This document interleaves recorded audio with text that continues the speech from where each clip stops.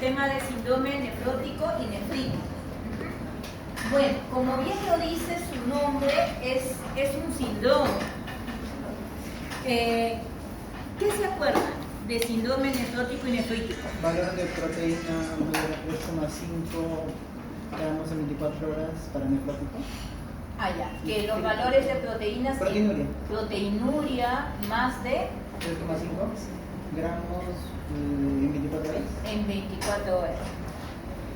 Sí, tiene que ver con las proteínas, el síndrome nefrótico. ¿Algo más? El nefrítico será sangre. Edema, presencia de edema, hipertensión arterial, ¿para cuál? ¿Para cuál de ellos? Ambos. El nefrítico, dislipidemia, ¿para cuál de ellos? Para el nefrótico. Hematuria. Nefrítico. ¿Y por qué creen, chicos, que será importante que revisemos estos temas? Porque si bien es cierto, estos dos síndromes no son patologías en sí, ¿no? Sino, como lo menciona, son síndromes. ¿Por qué será importante aprender estos síndromes? Es bastante común verlos. Común verlos. Entonces, ¿cuántos han visto síndrome nefrótico?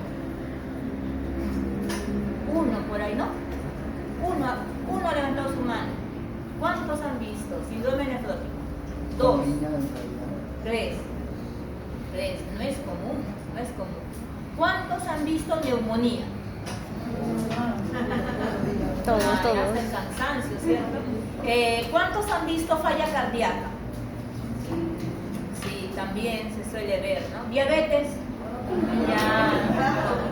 Tienen que ser endocrinólogos, porque hay muchos pacientes con diabetes. Entonces, miren, no es algo, y menos el nefrítico, menos el síndrome nefrítico, no, así nomás no lo van a ver, ¿no? ¿Por qué? Entonces, ¿por qué los estudiaremos? ¿Por cuál será la importancia de estudiar síndrome nefrótico y nefrítico? ¿Por qué será? La gravedad depende mucho de cuál es lo que le está produciendo estos síndromes para determinar la gravedad. ¿Puede ser indicada por la de una insuficiencia renal? Ah, porque llevan a insuficiencia renal. Ya, por ahí va, ¿Puede sí. estar asociado a una gama enorme de enfermedades? Sí, está asociado a varias enfermedades, pero su compañero ha dicho algo muy importante. Muchos de estos síndromes, por una forma de presentación, podría llegar a darse cuando ya está en insuficiencia renal los pacientes. Ajá. Y es decir, ¿cuántos han visto insuficiencia renal crónica? Varios, ¿cierto? Ajá. Entonces, sí, podría ser que en algún momento tuvieron el síndrome y están desencadenando una insuficiencia renal. Pero miren, sobre todo es importante tratarlos porque vamos a ver que dentro de este segmento que estamos llevando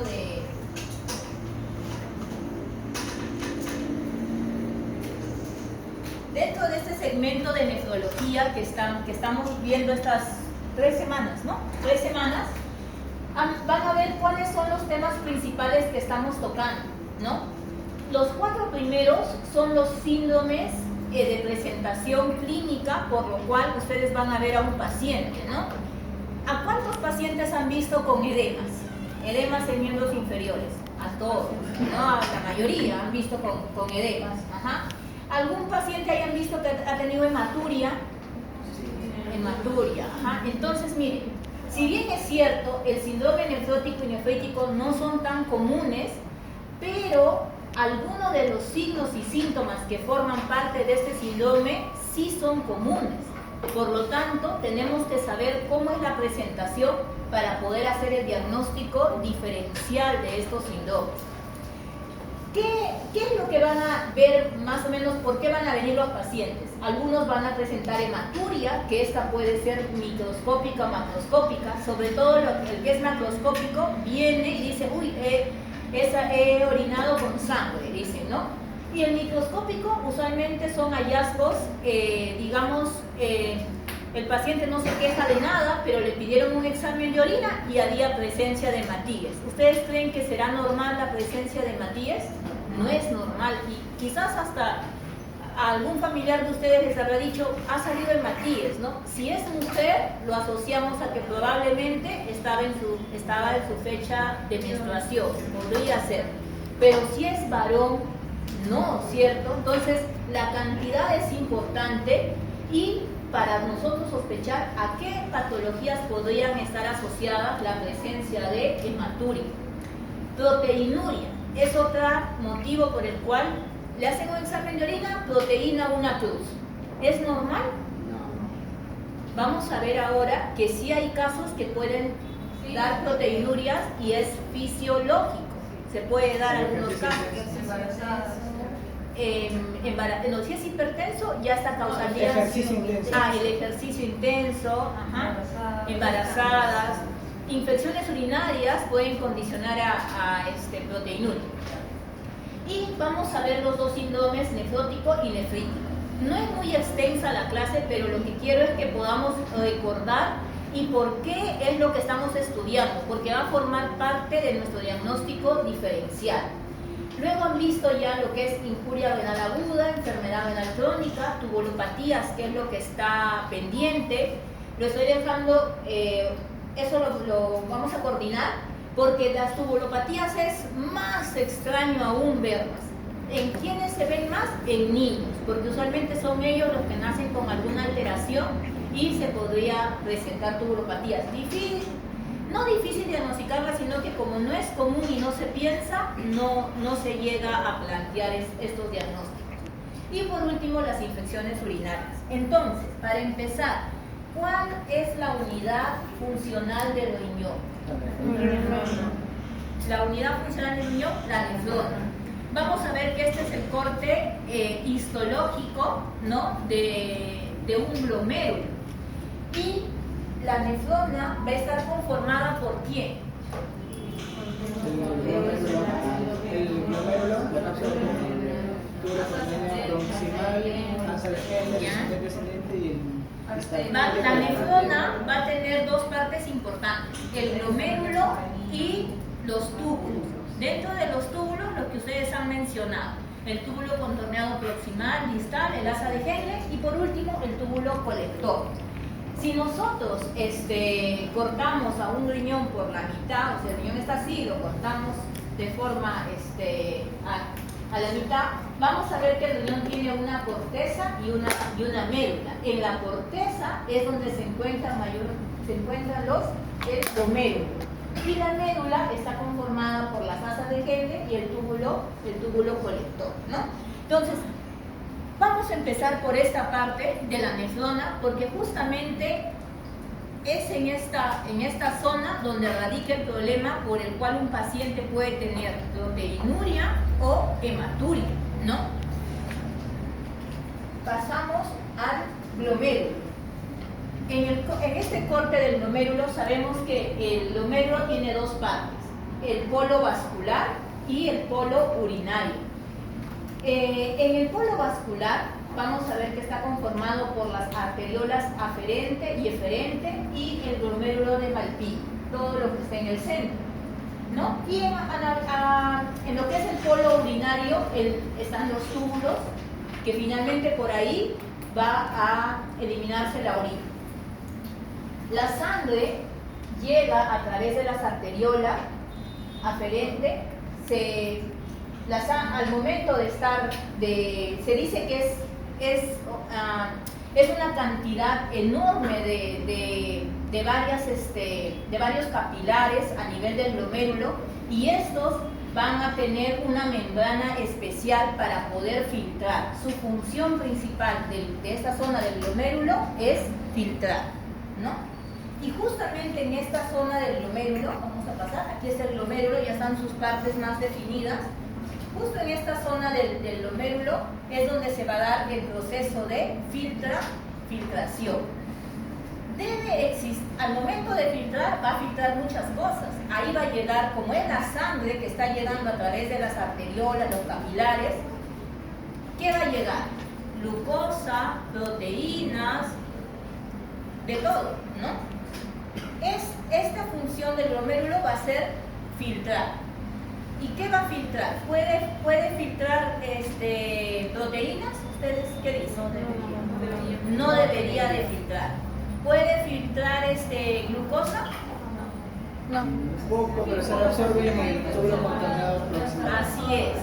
Hay sustancias que sí van a ser filtradas, pero se van a reabsorber. Entonces, sí llegan a filtrar un grado de cantidad de proteínas, de glucosas, pero se suelen reabsorber. Proteínas prácticamente no deben de filtrarse, ¿no? ¿Qué pasa cuando yo ya encuentro presencia de proteínas en la orina? Eso me está diciendo que el glomérulo los está filtrando. ¿Y dónde los está filtrando? Porque como pueden ver la imagen, el glomérulo está conformado por varias partes a la vez. ¿Cuál es el que se encarga de que no deje pasar a las proteínas? ¿Qué parte? Podocitos. Los podocitos y la membrana basal. En sí es la membrana basal que va a estar, le voy a señalar, no sé si. La membrana basal que está aquí, esta de aquí, y ahí se encuentran los podocitos. El amarillo, es el amarillo.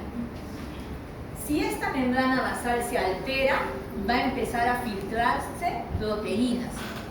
Y estas proteínas no se llegan a absorber en los túbulos, por ende vamos a encontrar presencia de proteínas en la orina. Sí puede pasar en los casos como han dicho, el ejercicio intenso, embarazadas, pacientes que están cursando con infección urinaria, pero la cantidad es mínima. ¿Qué tiene que suceder para que exista hematuria, para que los hematíes pasen? El epitelio fenestrado debe romperse. Así es. Vamos a ver que este glomérulo, aparte de conformarse por la membrana basal, va a estar conformado por la cápsula de Bowman. Esta cápsula de Bowman va a tener estas células, que es el epitelio parietal que da para los vasos sanguíneos.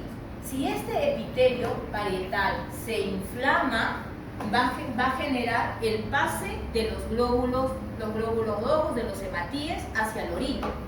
Esto es cuando hay un daño en el glomérulo.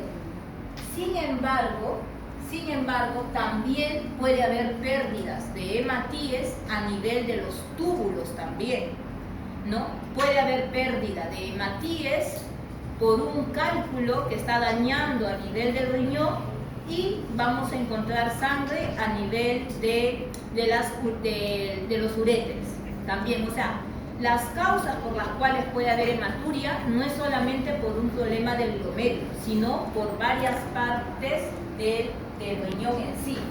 En cambio, las causas por las cuales se producen pérdida de proteínas sí va a ser por un daño específicamente de la membrana basal del glomérulo. Entonces, de ahí parte para poder entender la fisiopatología del síndrome nefrótico, ¿no? El síndrome nefrótico se va a dar porque va a haber una alteración, ¿dónde? En la membrana basal. Esa se va a alterar. ¿Y por qué se alteraría? ¿Por qué creen que esta membrana basal se alteraría? ¿Por qué? ¿Por qué se alteraría? ¿Aumenta la presión? No necesariamente. Por enfermedades sistémicas acumulan anticuerpos complejos. Ya, autoinmune. ¿Cómo? Ya. ¿Por qué? Si dice la fisiopatología del síndrome nefrótico es porque la membrana basal se va a alterar. La pregunta es, ¿por qué la membrana basal se alteraría? Hiperfiltración, ¿ya? Debido a una inflamación o porque el otro riñón pues, ¿ya? ¿Y quién produce eso? Hiperfiltración, porque se inflama la membrana. Hay una enfermedad, la diabetes. Entonces, este problema a nivel de la membrana puede ser por enfermedades sistémicas, como han mencionado, la diabetes. Puede ser por enfermedades sistémicas autoinmunes, que el cuerpo produce anticuerpos que van y destruyen esta zona, como por ejemplo el lupus, ¿no? Como vasculitis, o también puede ser por enfermedades que solamente afectan a esta zona de la membrana basal. Entonces vamos a ver que el síndrome nefrótico se va a clasificar en dos grupos: los que son de causas primarias, que solo son enfermedades que afectaron a esta zona de la membrana, o de causas secundarias como la diabetes, el lupus, la vasculitis, que no solo afectan esa zona, afectan a todo el cuerpo. Son enfermedades sistémicas, pero por inflamación generan daño a esa membrana basal. Entonces tenemos dos grupos: síndrome nefrótico por enfermedades primarias o secundarias. Dentro de las primarias, de las enfermedades primarias que solo afectan esa zona, lo han visto en la clase pasada. ¿Cuáles son? Las glomerulopatías, o sea que es propiamente de ahí. O sea, aún más extraño, ¿han visto alguna glomerulopatía en el hospital? No han visto. No, usualmente las diagnosticamos por biopsias, porque el paciente viene por un síndrome nefrótico, les hemos estudiado todo, pero ahí no acaba. Tengo que buscar la causa de ese, por qué está haciendo síndrome nefrótico ese paciente. Entonces, dentro de las primarias están las glomerulopatías, las secundarias, las enfermedades sistémicas que les mencioné. Entonces, vamos a ver. Tenemos que avanzar. Ya, dentro de las glomerulopatías vamos a ver de que han visto varias ustedes en la clase pasada. Hay glomerulopatías propiamente dichas que se ha alterado la membrana basal en esa zona, y glomerulopatías secundarias enfermedades como la diabetes, la hipertensión. Entonces, sí puede haber un síndrome nefrótico secundario a diabetes, por ejemplo. Vamos a avanzar. Listo. Entonces, ¿cuáles son los síntomas a presentarse usualmente cuando hay un daño del glomérulo?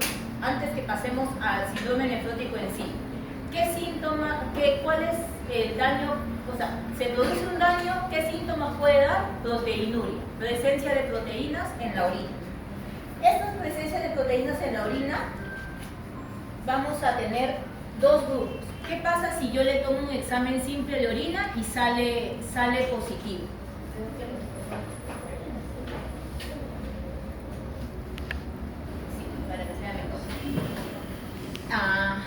¿Han visto el examen de orina que lo dan por cruces? Una cruz, dos cruces, tres cruces. Ya. Yo pido un examen de orina porque estoy sospechando de una infección. Si veo que tiene una cruz, probablemente puede ser por la infección. Pero ¿qué pasa? Que él no tiene infección y salió una cruz. ¿Qué significa una cruz en el examen de orina? ¿Cuánto de proteínas es? Es de 30 miligramos a 100 miligramos por mililitro de proteínas en esa muestra, de 30 a 100. Si son dos cruces, de 100 a 300. Si son tres cruces, más de 300. Más de 300. ¿Cuánto mencionaron para que sea síndrome nefrótico? Tiene que ser más de 3.5 gramos. O sea, mire, gramos. O sea, que esas cruces solo me dicen miligramos, chicos. Esas cruces se obtiene ese resultado a través de pruebas reactivas nada más. O sea, dependiendo de cuánto va a pintar para determinar las cruces. O sea, conclusión, no es exacto.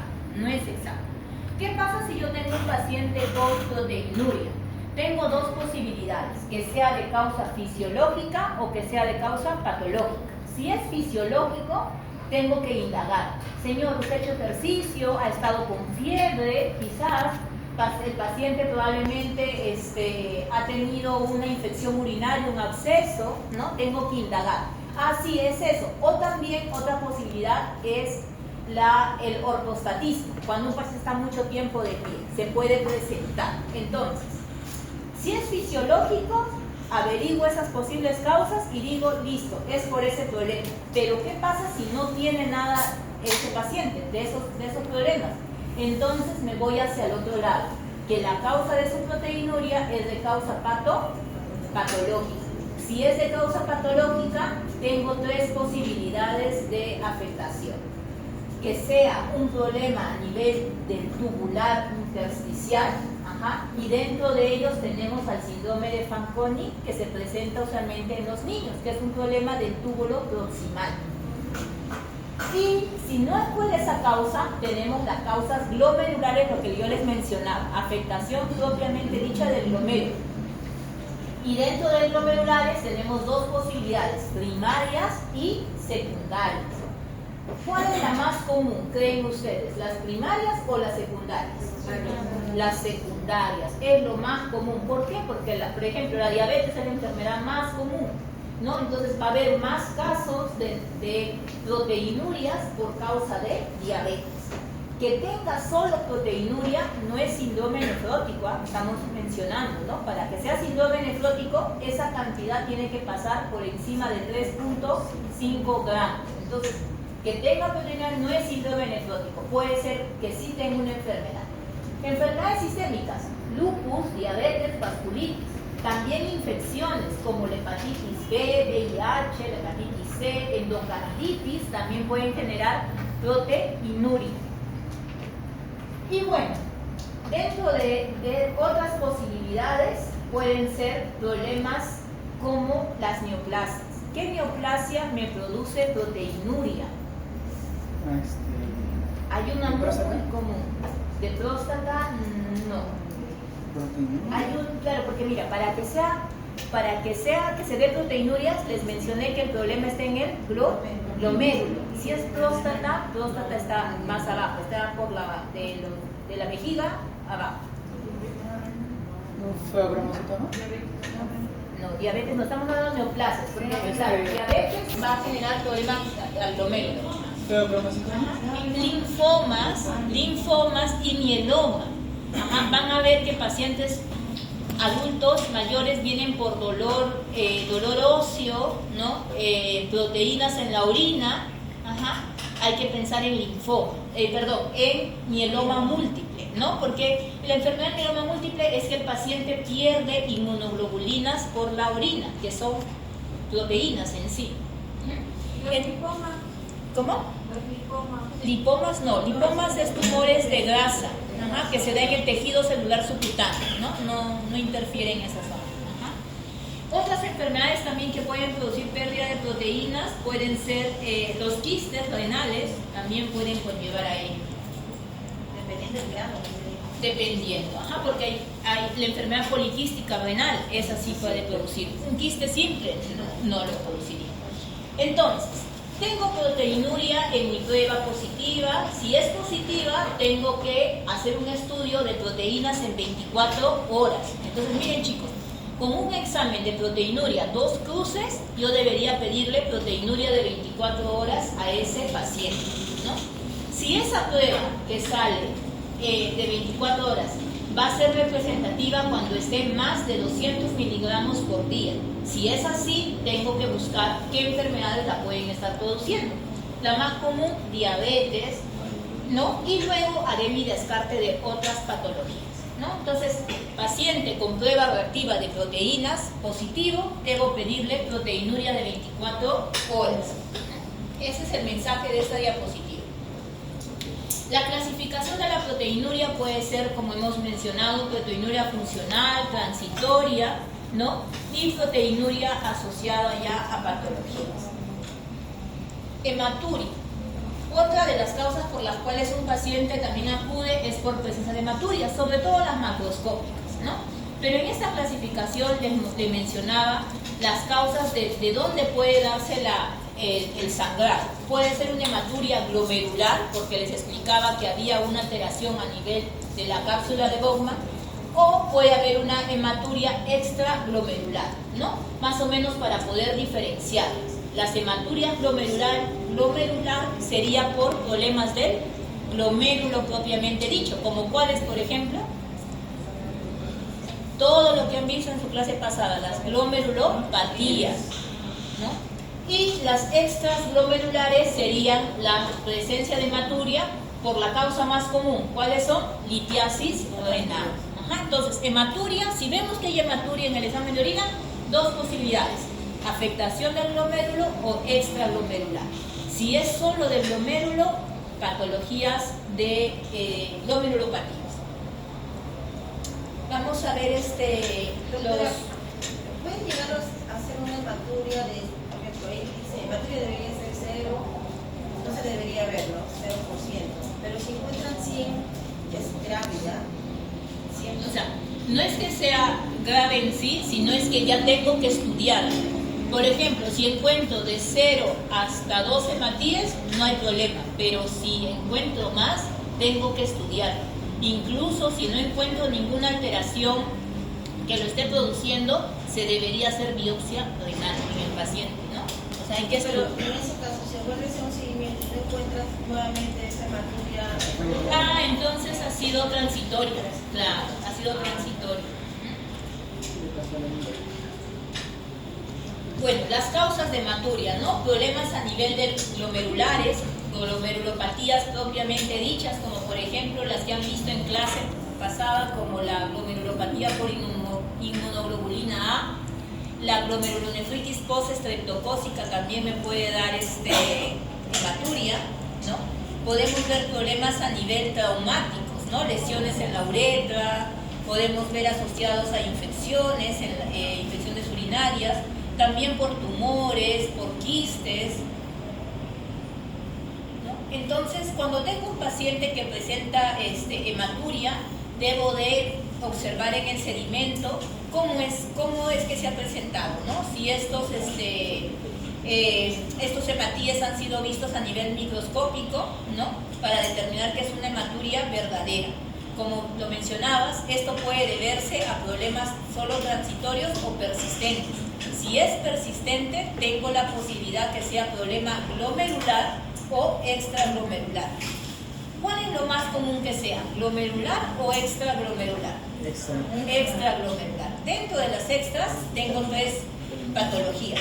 Patología vascular, o sea, que sea por un problema a nivel de la arteria renal, por ejemplo, que el paciente esté teniendo una trombosis de la arteria renal, puede causar. O una patología de los túbulos, ¿no? Que es lo más extraño. O una patología del tracto urinario, problemas en el cáliz, la uretra, el uréter, la vejiga también, ¿no? Una estenosis de la arteria renal. Una estenosis también podría conllevar. Va a dar más hipertensión arterial y debido a esa hipertensión es que se va a dañar la membrana y por eso van a salir los hematíes.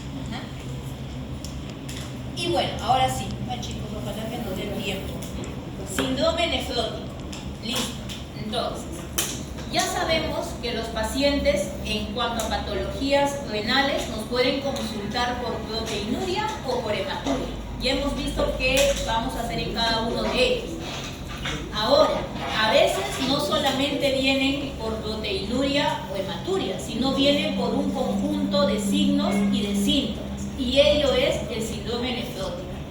El síndrome nefrótico se va a dar porque va a haber un daño en el glomérulo, específicamente en la membrana basal.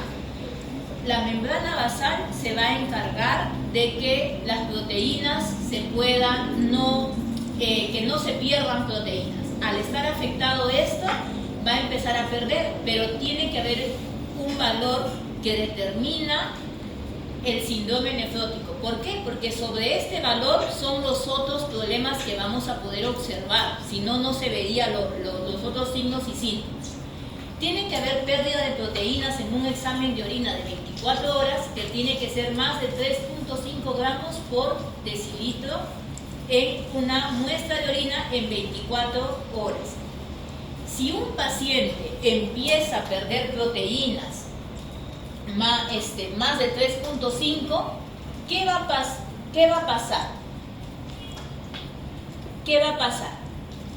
¿A quién pierde? Sobre todo, dentro de todas las proteínas, ¿quién es la que más abunda? Albúmina. Si yo pierdo albúmina, ¿quién produce la albúmina? A nivel hepático. Si yo pierdo la albúmina, ¿cuál es la importancia de la albúmina? No, la importancia. ¿Para qué existe la albúmina? Transporta, ¿qué más? Puedo formar otras proteínas Ajá. Puedo formar otros complejos de proteínas como las inmunoglobulinas. Ajá. Entonces, si yo pierdo muchas proteínas, va a haber varias alteraciones que van justamente a desencadenar los otros signos y síntomas del síndrome nefrótico. Al perder proteínas, mi hígado va a empezar a producir cada vez más proteínas, pero no va a poder, va a seguir perdiendo, va a seguir perdiendo. Por lo tanto, cuando le tome un examen de sangre, la albúmina sérica va a estar alta o baja. Baja. Va a haber hipoalbuminemia. Hipoalbuminemia, proteinuria, pero ¿a partir de quién? De que perdió más de 3.5 gramos por decilitro. Empieza a haber hipoalbuminemia. Esa hipoalbuminemia va a disminuir en todo el organismo. Por lo tanto, la presión oncótica a nivel de los vasos sanguíneos va a estar disminuida y el volumen va a salir hacia el extravascular. Y eso va a producir edema. Ese edema que yo voy a observar tiene una característica, porque el edema se produce por alteración de dos presiones importantes, la hidrostática y la oncótica. ¿Cuál está siendo afectada en este caso? La oncótica. Por lo tanto, va a ser un edema blando o un edema duro. Blando. Es un edema blando, ¿no? Dice que este edema deja fovea, pero la fovea que deja es como mantequilla. Ajá, eso es característico, ¿no? Siguiente. Al no tener mucha albúmina, seguir perdiéndola, no voy a poder producir otros complejos de proteínas. Por lo tanto, no va a haber una buena elaboración de inmunoglobulinas. Al no haber una buena elaboración de inmunoglobulinas, el paciente va a bajar su sistema inmunológico. Van a ser propensos a infecciones. Vienen estos pacientes por infecciones, neumonías, ¿no? Usualmente. Por eso, va a haber producción de mediadores inflamatorios, hay infecciones, ¿y qué más? Como no va a formar los complejos de varias proteínas, va a haber un estado de hipercoagulabilidad y el paciente produce trombos, produce coágulos, empieza a producir coágulos, ¿no? Y el paciente puede venir por un TEP, puede hacer una trombosis venosa profunda, puede ser un tromboembolismo pulmonar, ¿no? ¿Algo más? Entonces, ¿qué tenemos? Proteinuria más de 3.5, tenemos hipoalbuminemia, tenemos edema, ¿no? Tenemos que disminuye los factores antitrombina 3 y plasminógeno, lo cual condiciona a que se formen coágulos, ¿no? Y va a haber aumento de los triglicéridos, del colesterol. ¿Por qué se da esto? ¿Por qué se dará?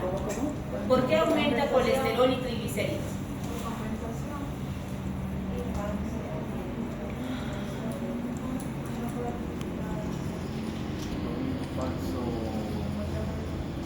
¿Por qué? Porque en el hígado se va a empezar a metabolizar cada vez más la producción de albúmina y como se va a activar la función del hígado, también va a empezar a producir el colesterol, se va a metabolizar cada vez más para poder producir albúmina que no tiene, y eso va a conllevar a que aumente el colesterol, el HDL, y a este HDL al descomponerse va a llevar a que aumente colesterol finalmente, ¿no? Entonces es todo un ciclo, pero ¿de dónde empieza?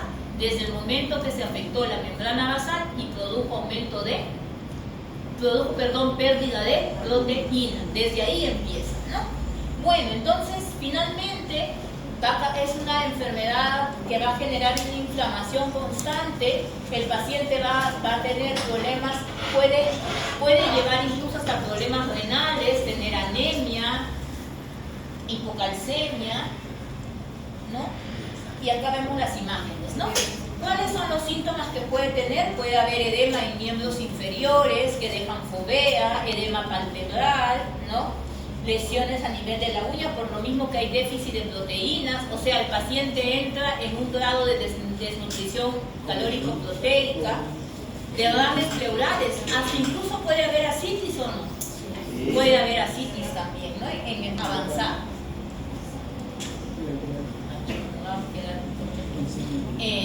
Listo, entonces yo ya hice mi diagnóstico de síndrome nefrótico, ya está, mi paciente vino con edema. ¿Cuándo lo sospecho? Porque viene con edema, ¿no? Deja fovea como mantequilla y el paciente me dice que la orina es espumosa. Pido mi examen de orina de 24 horas y si veo que hay más de 3.5 y hay dislipidemia, haré el diagnóstico de síndrome nefrótico. Prácticamente el diagnóstico empieza clínico, o sea, observando al paciente. Una vez que confirmé con las pruebas de perfil lipídico, de proteinuria en 24 horas, no solamente queda ahí, tengo que determinar cuál es la causa. Y ahí tenemos dos grupos importantes, las causas primarias y las secundarias. Dentro de las secundarias hemos hablado ya bastante, las enfermedades autoinmunes, diabetes, infecciones, pero dentro de las primarias vamos a ver que algunas son característicos y debutan como un síndrome nefrótico, ¿no? Por ejemplo, dentro de ellas tenemos la nefropatía de cambios mínimos, tenemos la glomerulonefritis membranosa y tenemos la glomerulonefritis membrano-proliferativa. Se van a caracterizar porque el paciente, ¿por qué vendrá al hospital? ¿Por qué se hospitalizará? Un paciente con glomerulonefritis membranosa, ¿cómo viene al hospital? ¿Por qué viene? Han visto en su clase pasada, glomerulopatías. Una de ellas es la membranosa. ¿Con qué clínica viene el paciente de glomerulonefritis membranosa? ¿Con qué clínica? Edema, proteinuria, dislipidemia. O sea, estas primeras patologías que aparecen acá, su forma de presentación es un síndrome nefrótico. O sea, nadie de inicio dice, uy, tiene una glomerulopatía de cambios mínimos. No, su presentación clínica usualmente es un síndrome nefrótico. Y yo empiezo a estudiarlo para saber cuál es lo que está produciendo. Por lo tanto, en la mayoría de casos, los síndromes nefróticos tienen que tener biopsia renal. ¿Cuándo le haré biopsia renal a un síndrome nefrótico? ¿Cuándo cree?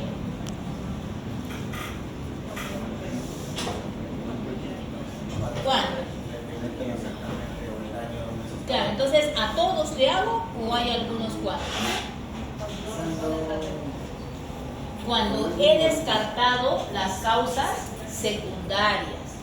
Entonces, antes de yo hacer una biopsia, tengo que descartar las causas secundarias. Porque imaginemos, síndrome nefrótico y le diagnostiqué lupus. ¿Qué pensaré? ¿Que ese síndrome nefrótico es por el lupus? ¿Le haré biopsia? No necesariamente, salvo ahora cuando llevemos, exacto, cuando llevemos lupus, puedo hacer biopsia salvo para estadiar, ¿no? ¿Qué pasa si viene por sí ha pasado, no se debe, quizás sí van a ver más adelante, síndrome nefrótico y tiene diabetes? ¿Cuál será la causa de ese síndrome nefrótico? La diabetes, lo más probable. Entonces, ¿le haré biopsia a ese paciente? No le haré. Entonces, ¿a quién le voy a hacer biopsia? Cuando he descartado las causas secundarias. Si ya descarté todo, digo, entonces seguramente tiene un problema primario. Ahí entro y hago una biopsia a ese paciente, ¿no?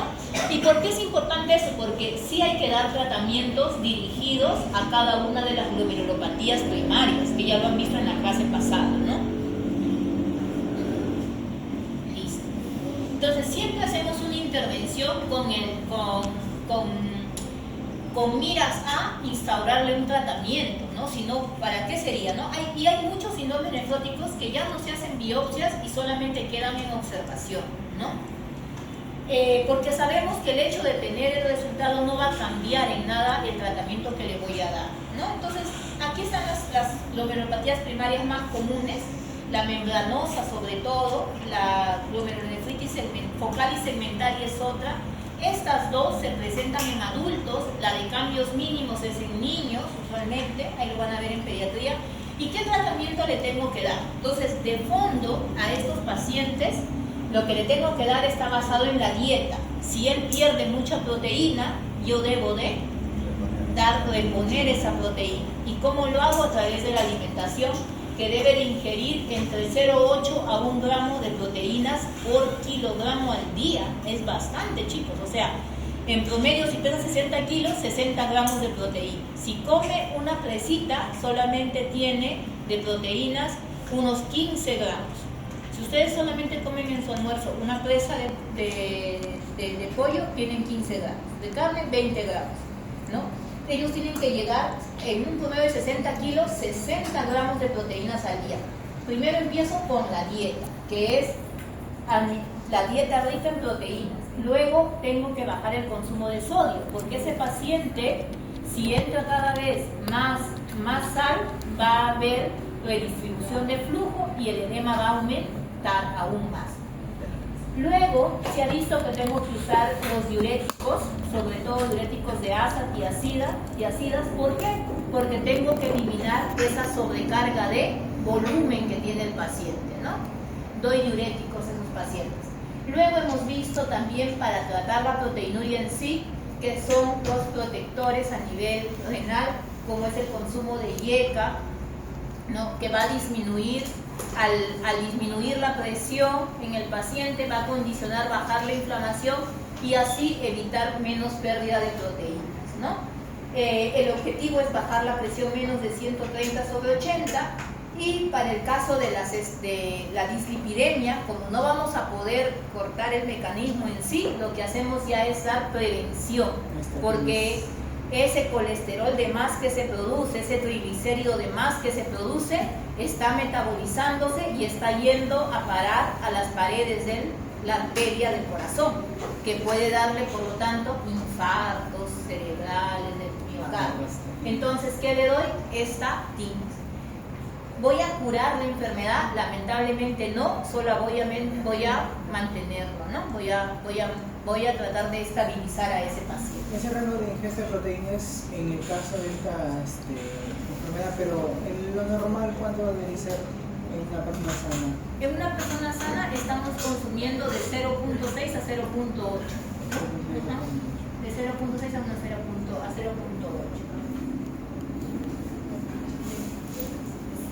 Pasamos síndrome nefrítico. Bueno, hemos mencionado que el síndrome nefrítico se va a dar porque va a haber una alteración a nivel también igualmente del glomérulo, pero no va a ser a nivel de la membrana basal en sí. Se va a dar por alteración de la pared parietal, que tiene que ver, que está en relación a los capilares. Esto se va a dar ¿por qué? ¿Por qué creen que se da? ¿Por qué se altera? El síndrome nefrítico. ¿Por qué se altera a nivel? ¿Por qué hay una alteración a nivel del glomérulo? Inflamación. Inflamación de las... Va a haber una inflamación constante. Esa inflamación constante no solo va a afectar al glomérulo, va a afectar también a nivel tubular. Por ende, el paciente va a presentar hematuria, presión arterial elevada, disminución del gasto urinario, puede hacer oligoanuria, ¿no? Y también va a haber edema, pero y puede haber proteinuria, pero esta proteinuria no va a estar en rango nefrótico, ¿no? No llega a esos niveles. La fisiopatología lo explican porque va a haber depósito de inmunocomplejos en el espacio subendotelial, o sea, el daño es a nivel endotelial, subepitelial y mesangial. Por lo tanto, va a haber alteración. Por eso es que también va a haber proteinuria y hematuria. Es un daño directo a las células endoteliales, a las células podocitarias y a la membrana basal en sí. Tenemos, a raíz de ello, va a haber alteración, va a haber hematuria, va a haber cilindros hemáticos, ¿no? Eso lo vemos en un examen simple de orina. Puede haber edema, pero este edema no llega a ser en rangos nefróticos, porque no es que solamente afecte a la membrana basal, afecta al endotelio. Al afectar el endotelio va a condicionar un aumento de la presión arterial y por ende va a desencadenar hipertensión arterial secundaria. ¿Cuál es la causa más común de hipertensión arterial? ¿Primaria o secundaria? La secundaria. Primaria. Es que no se determine exactamente por qué, ¿no? En general de hipertensión. Idiopática. Ajá. Pero en este caso es una hipertensión secundaria por el daño endotelial. Igualmente, como va a perder proteínas, estos pacientes van a hacer problemas también como infecciones, ¿no? Las causas. Dentro de las causas vamos a tener las glomerulonefritis propiamente dichas, o sea que la afectación está justo en la zona del glomérulo. Y tenemos las glomerulopatías que es secundarias a infección, como es la post-estreptocócica y la post-estafilocócica, ¿no? Entonces, ¿cuál es la clínica típica de la glomerulopatía membranosa? ¿Cómo se presenta? ¿Con síndrome nefrótico o nefrítico? La glomerulopatía membranosa. Membranosa, la que vimos anterior. Nefrótico. Nefrótico. ¿Cuál es la presentación clínica de la glomerulonefritis post-estreptocócica? Nefrítico. Nefrítico, ¿no? Entonces, eso tenemos que, o sea, yo no diagnostico una glomerulonefritis por así, no, sino vemos la presentación clínica, ¿no? Bueno, estas son igual las ambas glomerulopatías postinfecciosas. ¿En qué etapa de la vida afecta más? Esto ya lo han visto en la clase pasada. ¿Cuál es el tratamiento? Básicamente tenemos que tratar la hipertensión arterial, ¿no? Con yecas, ARA2, podemos dar difilipinos, los edemas con diuréticos, ¿no? Para el proceso inflamatorio, si es secundario a inmunocomplejos, daremos antiinflamatorios, ¿no? Y si hay infecciones, pues damos antibióticos, ¿no? También se ha visto el efecto del antibiótico como la eritromicina como un componente antiinflamatorio. Listo. Y esta diapositiva es una de las más importantes, chicos. Quiero que para poder unir estas dos clases de lo que es síndrome nefrótico y glomerulopatías que han tenido la semana pasada. Dentro de las glomerulopatías que han visto, se ha clasificado en primarias y en secundarias. Tenemos que las primarias, ¿cómo las voy a diagnosticar? Porque usualmente su forma de presentación, tenemos que pueden ser, dentro de las primarias, pueden debutar como un síndrome nefrítico.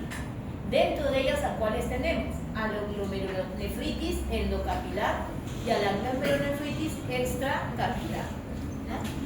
Pero también tenemos las secundarias y que pueden debutar como síndrome nefrítico. Están las crioglobulinemias y secundarias al lupus. Tenemos las otras glomerulopatías que pueden desencadenar síndromes nefróticos, como es la de cambios mínimos, la membranosa, focal y segmentaria, mesangiocappilar. Estas vienen a ser primarias, y dentro de la secundaria las más comunes, diabetes mellitus y amiloidosis. Entonces, esta tablita es importante que se la aprendan para que ustedes puedan, al momento de estudiar, porque son varias glomerulopatías, para que ustedes vean que varias de estas comparten el mismo síndrome, ¿no? ¿Qué las va a diferenciar? Sobre todo el grupo etario, por ejemplo, ¿no? También factores de riesgo. Cambios mínimos que da síndrome nefrótico se ve en niños. Membranosa, focal y segmentaria se ve en adultos, ¿no? Endocapilares, extracapilares, usualmente está asociado a infecciones, como por ejemplo hepatitis B, C, VIH. Entonces, estos pacientes pueden hacer glomerulonefritis secundaria a las infecciones. Sí, esta es la bibliografía. Ya, chicos.